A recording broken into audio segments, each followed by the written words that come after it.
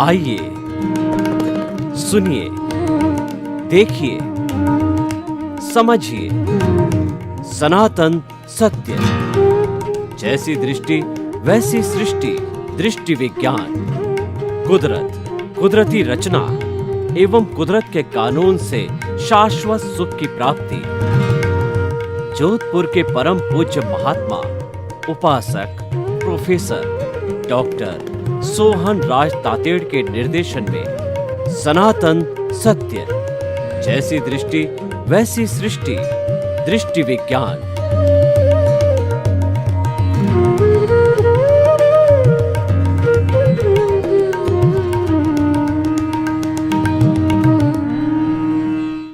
भाई और बहनों, मातृशक्ति को नमन। आज का हमारा अति उत्तम विषय कुदरत। कुदरत का अर्थ होता है कि ये सारी जितनी भी सृष्टि है वह कुदरत कहलाती है। पर्यावरण को कुदरत कहते हैं, ब्रह्मांड को कुदरत कहते हैं। ब्रह्मांड जिसके अंदर जीवन है वह केवल पृथ्वी पर है। ब्रह्मांड तो और भी बहुत बड़ा है, लेकिन हम जीवन जहाँ पर है उसी को ब्रह्मांड कहते हैं। और उस ब्रह्मांड की आज हम परिभाषा करेंगे, सांगोपांग उसका विवेचन करेंगे। देखिए कि ये कुदरत कुल जो है ये 6 द्रव्यों से बना हुआ है। इसके अंदर सबसे पहला द्रव्य है वह है चेतन तत्व। चेतन है वो असंख्य चेतनामय परमाणुओं के पिंड को चेतन कहते हैं।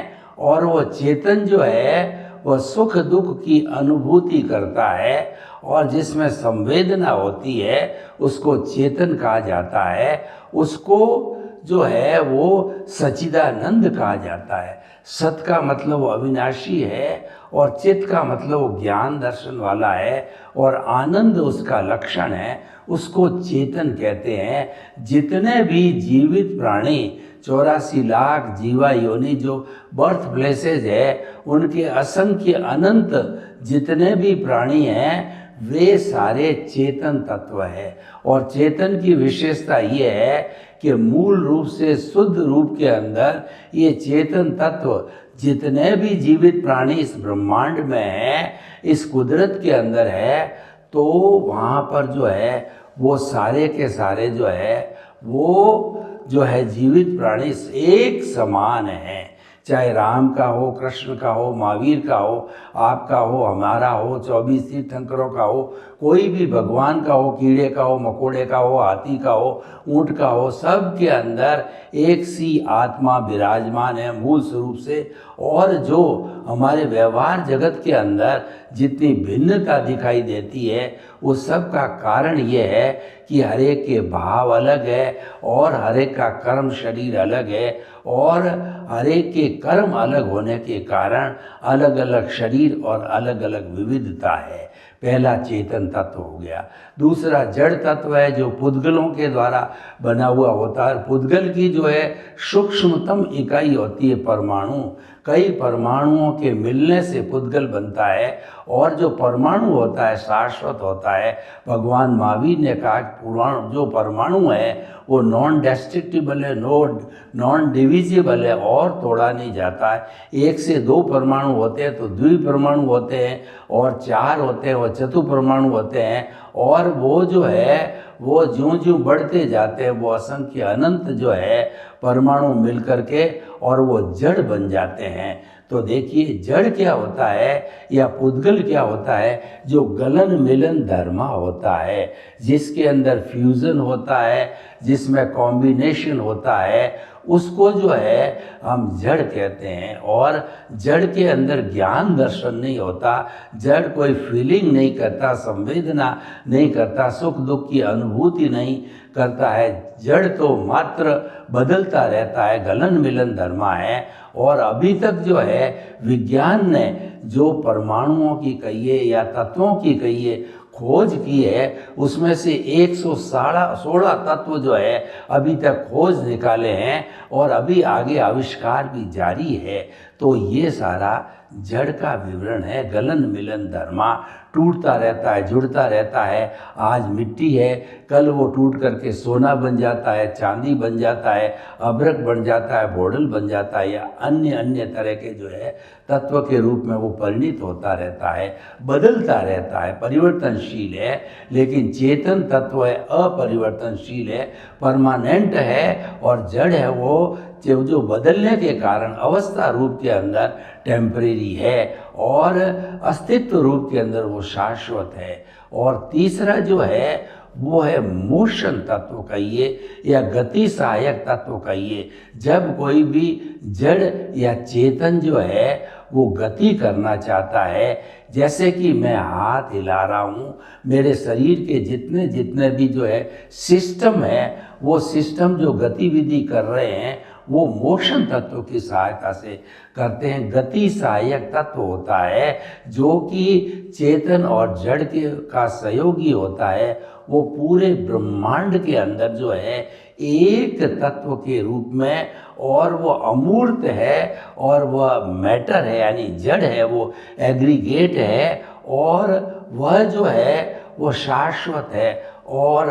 एक सुई की नोक जितनी भी पूरे ब्रह्मांड के अंदर खाली जगह नहीं है जहाँ पर कि ये जो है छवई तत्व नहीं हो या जो है ये गति सहायक तत्व नहीं हो। कोई भी जड़ और चेतन गति करना चाहता है, ट्रेन चलना चाहती है, फ्लाइट चलना चाहती है, हेलीकॉप्टर उड़ना चाहता है, व्यक्ति दौड़ना चाहता है, तो ऐसी स्थिति के अंदर वह जो है उदासीन भाव से डिमांड करता है, तो जो मोशन तत्व होता है वो तैयार रहता है और उसको गति करने में सहायक होता है। इसीलिए इसका नाम गति सहायक तत्व है। भूत भविष्य वर्तमान के अंदर ऐसा कभी भी अवसर नहीं रहता जब ये छवई तत्व न हो या गति सहायक तत्व मौजूद न हो। अब देखिए, कोई भी जड़ और चेतन जो है गति कर रहा है, मेरा हाथ हिल रहा है, मेरे सिस्टम हिल रहे हैं, और जो व्यक्ति जो है वो दौड़ रहा है, ट्रेन चल रही है, और कोई भी साइकिल चला रहा है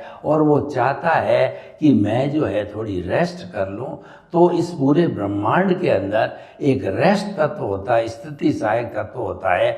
गति सहायक की तरह वो भी एक सिंगल द्रव है, अमूर्त है, और वह इस अस्तित्व की दृष्टि से शाश्वत है। और कोई भी जो है रेस्ट तत्व की डिमांड करता है, तो उदासीन भाव से ये तत्व जो है वो हाजिर हो जाता है उसको रेस्ट देने के लिए। तो ये मोशन, रेस्ट, कॉन्शियसनेस और जो है हमारा मैटर कहिए, जड़ कहिए, ये सब जो मैं बात कर रहा हूँ ये विज्ञान सम्मत है, साइंटिफिक अप्रूव्ड है सारी चीज़ें। यानी जो कुदरत मैं बता रहा हूँ वह विज्ञान ने भी स्वीकार की है। अब देखिए कि एक टाइम तत्व होता है, समय तत्व होता है, जो हमें वर्तना देता है कि अभी 11 बजे हैं, हमारा कार्यक्रम 5 बजे प्रारंभ होगा और हमारे रिलेटिव जो है 10 बजे न आएंगे। इस फ्लाइट के जो है उड़ने का समय 11 बजे है, ट्रेन के चलने का समय 12 बजे है और रात्रि 7 बजे होती। इस तरीके से समय की जो वर्तना देता है वो टाइम तत्व कहलाता है। पूरे ब्रह्मांड के अंदर वो हाजिर रहता है। और अंतिम छठा तत्व है वह है आकाश तत्व। तो ये आकाश तत्व हमें अवगाहना देता है।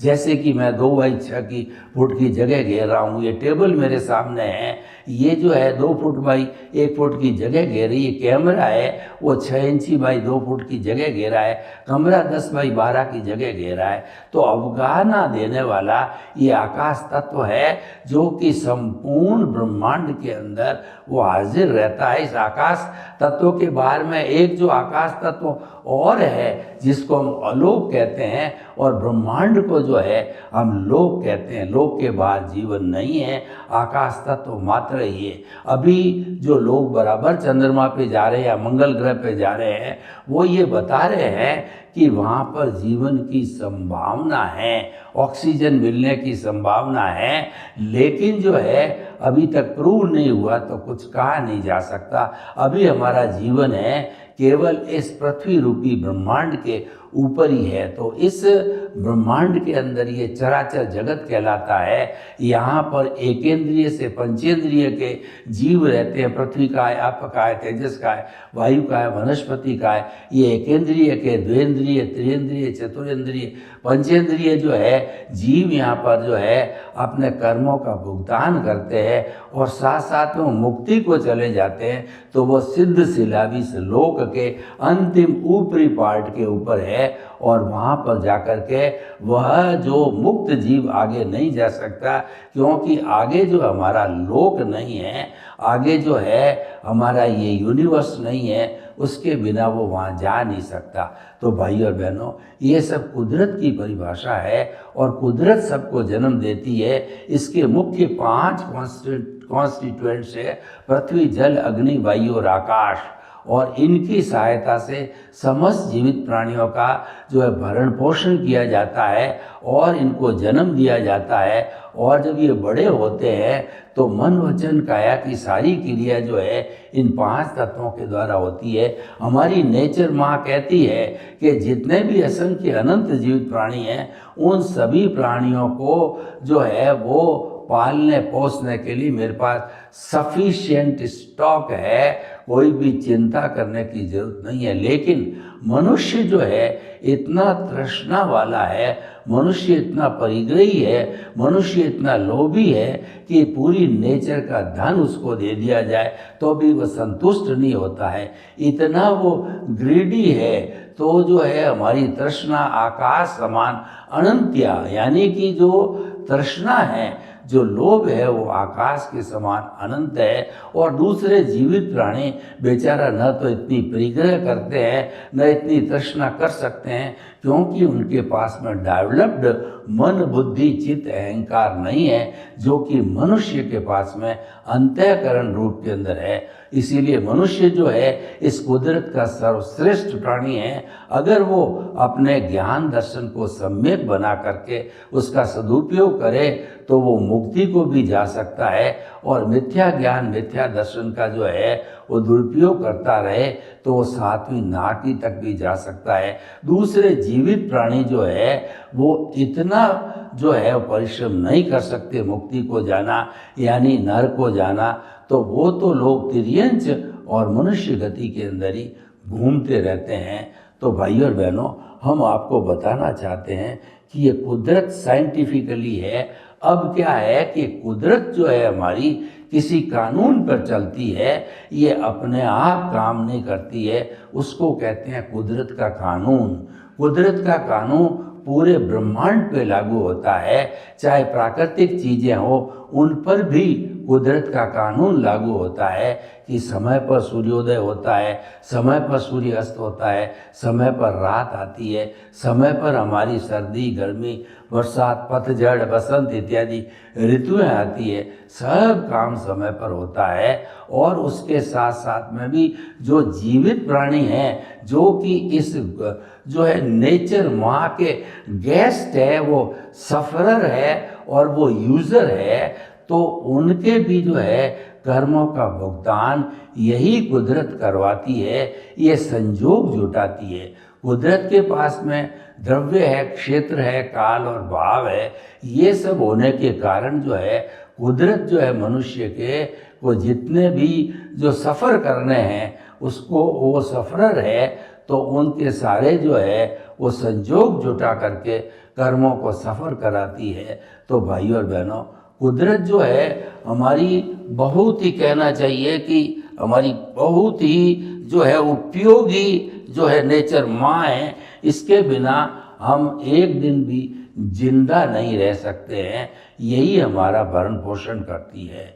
तो कुदरत के कानून को हमें कभी नहीं तोड़ना चाहिए। हमारी नेचर माँ कहती है कि मैंने इंसान को इस दुनिया के अंदर जन्म दिया तो 100 ईयर के लिए उसकी आयु बनाई। अगर वो प्राकृतिक रहे, अगर वो मेरे नियम का उल्लंघन न करे, प्राकृतिक जीवन जिए, उसकी लाइफ स्टाइल प्राकृतिक हो, तो वह जो है 100 ईयर्स तक जी सकता है। ऐसा कुदरत ने हमको यूनिबिल्ट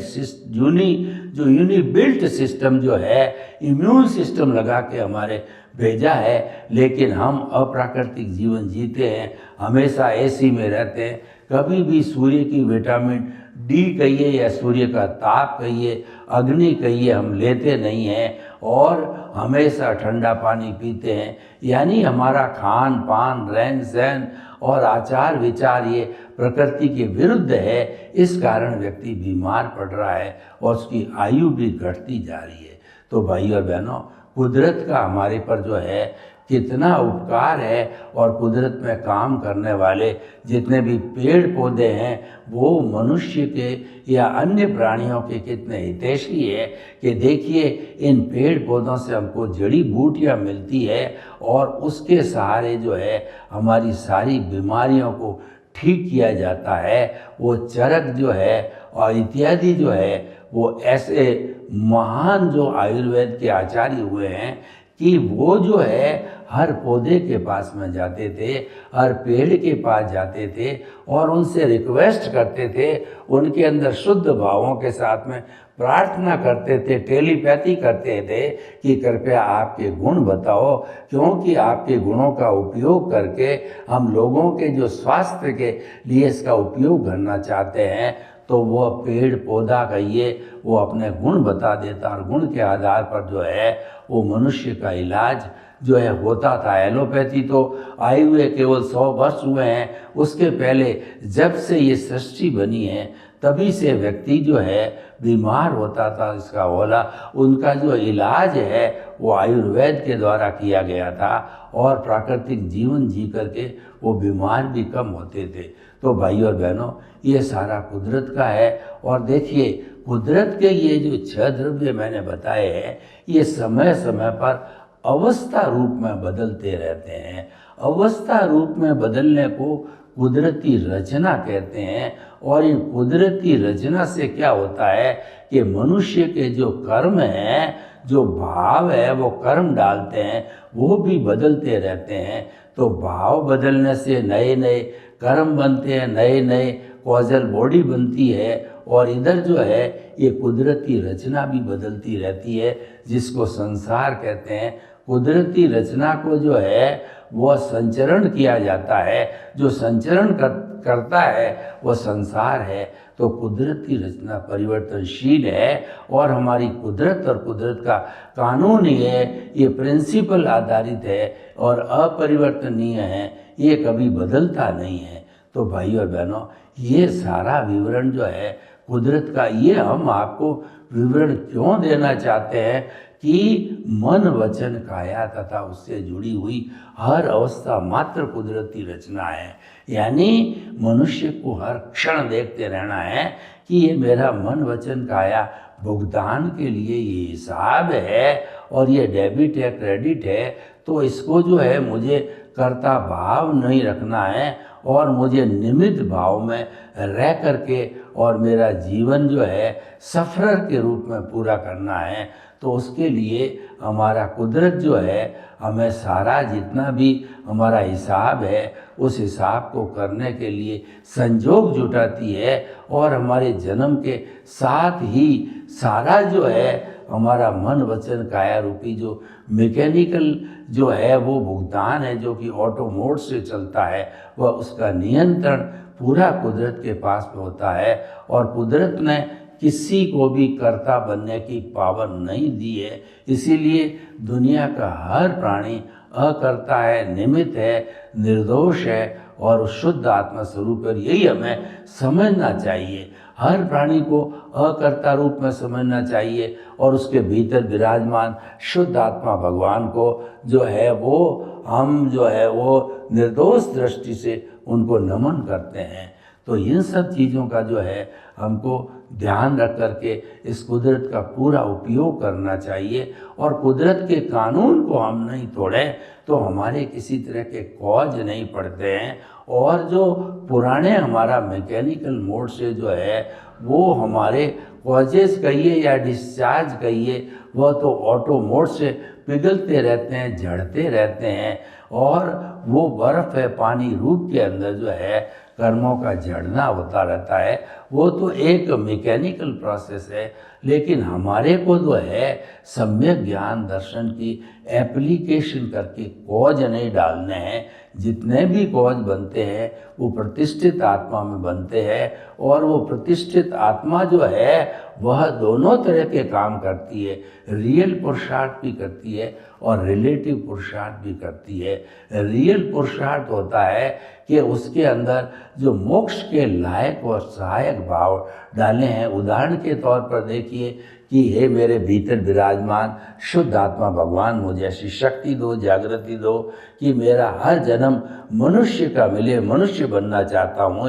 हे पांचाल गुली देवी, हे चंद्रायण एक देव, हे शासन देवी देवताओं, हे दादा भगवान, आप रोज उड़न खटोला लेकर के सिमंदर स्वामी के चरणों में दर्शन करने जाते हो तो मेरा भी नंबर लगाओ, मेरा भी दर्शन कराओ। और समस्त जो है वो हमारे शासन देवी देवता हैं, मेरे को जो है मनुष्य जीवनी दे, चाहे महाविद्या क्षेत्र में दे, चाहे भरत क्षेत्र में दे, ताकि मैं सम्यक ज्ञान दर्शन की एप्लीकेशन करके नए भाव नहीं डाल करके और प्रतिष्ठित आत्मा को जीरो कर सकूं, मेरे अज्ञान को इरेज करके जीरो कर दूं। देखिए, जो ही आपने कुदरती रचना देखना चालू किया तो वो सम्यक तप हो गया।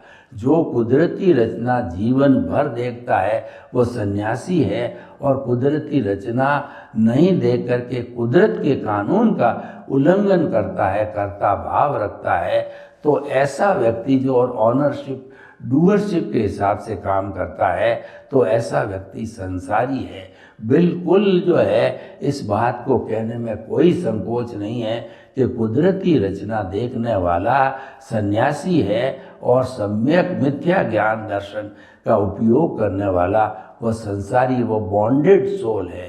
तो भाई और बहनों, इस तरीके से जो है हम सम्यक ज्ञान की एप्लीकेशन करते करते जो है हमारा जो डेवलपमेंट बढ़ता रहेगा, यानी जागृति बढ़ती रहेगी। जो ही हमने कुदरती रचना देखना चालू किया त्यों त्यों हमारे में एक बहुत बड़ा परिवर्तन आता है कि सम्यक ज्ञान दर्शन की एप्लीकेशन होती है और मिथ्या ज्ञान मिथ्या दर्शन है वो इरेज होता रहता है, और साथ साथ में सम्यक ज्ञान सम्यक दर्शन जो है उसकी परसेंटेज बढ़ने से वह जो है वह कहना चाहिए हमारे जब जागृति 100% तक चली जाती है तो उस स्थिति के अंदर हमारे को केवल दर्शन की भी प्राप्ति हो सकती है, और वो पुरुषार्थ का अंतिम लक्ष्य, उसके बाद में कोई पुरुषार्थ नहीं है। तो भाई और बहनों, हमें जो पुरुषार्थ की चरम सीमा तक पहुंचना है, उसके तक पहुंचने के लिए हमें हर क्षण सम्यक ज्ञान दर्शन की एप्लीकेशन करनी है। यानी हमें हमारे मन वचन काया से जो भी प्रतिक्षण क्रिया होती है उसको कुदरती रचना मानना चाहिए। उससे कुदरती रचना मानेंगे तो हम अकर्ता बन जाएंगे, और no ownership, no doership, no blame, no claim, और जो है नो हमारे कोई भीख नहीं, भय नहीं, ऐसी स्थिति पैदा हो जाती है। तो भाई और बहनों, हम जो ये आज कुदरत का जो हमारा एपिसोड है बहुत ही सुंदर उपयोगी है कि कुदरत को समझ करके हम शाश्वत सुख कैसे प्राप्त कर सकते हैं। शाश्वत सुख प्राप्त करने के लिए कुदरती रचना, कुदरत के कानून से शाश्वत सुख की प्राप्ति है।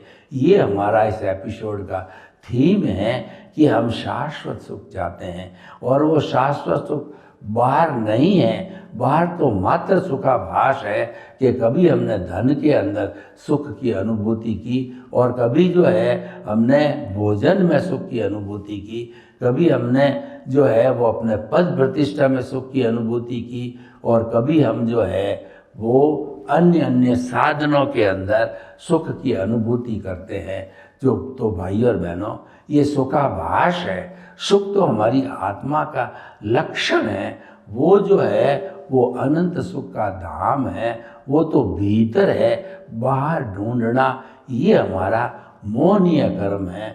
दर्शन मोहनीय को हमें खपाना है, अकर्ता बनते ही वो खपता है। तो भाई और बहनों, कुदरती रचना को देख करके और कुदरत के कानून का जो है हम उपयोग करके और हमारा सम्यक ज्ञान, सम्यक दर्शन को हर वक्त एप्लीकेशन के अंदर रखना चाहिए। जो सम्यक तप की बात करते हैं उसके अंदर जो है वो हमारा जो है सम्यक ज्ञान, सम्यक दर्शन और कुदरती रचना ये आपस में जुड़े हुए हैं। सर्वे भवन्तु सुखिनः, सर्वे सन्तु निरामया।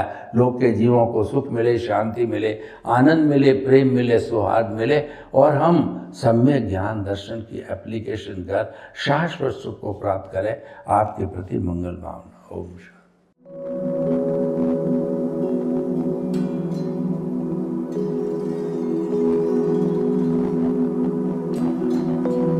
एक ऐसा अंतर्राष्ट्रीय ख्याति प्राप्त मानव जो गुरु प्रेरणा से पिछले 20 वर्षों से वानप्रस्थ जीवन जीते हुए 24 घंटे मानवता की सेवा में संलग्न है।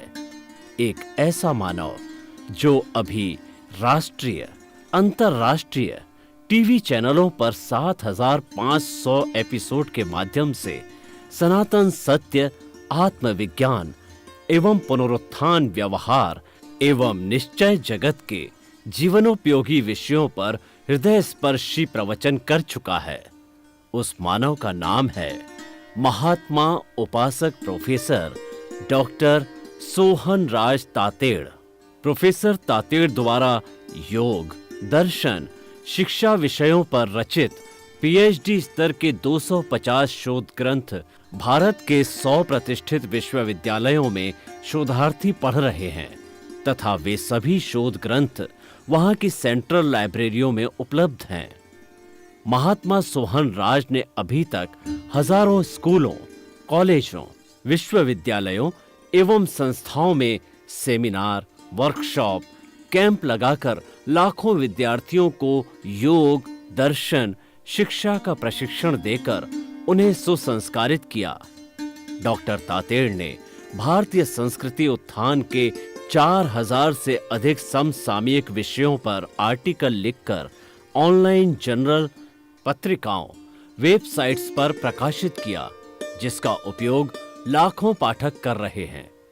उपासक तातेड़ के 5000 से अधिक आज का सुविचार, आज का शुभ संदेश, आज का मंगल भावना योग आदि चिंतन websites, Twitter, blogger, Facebook, YouTube माध्यमों से लाखों लोग अपना जीवन निर्माण कर रहे हैं। मानवता के मसीहा ऐसे महामानव महात्मा सोहन राज तातेड़ के प्रोफाइल को अभी तक विश्व के 20 लाख दर्शक यूट्यूब पर, 12 लाख गूगल पर एवं लाखों दर्शक फेसबुक, ब्लॉगर, ट्विटर और इंस्टाग्राम पर देख चुके हैं।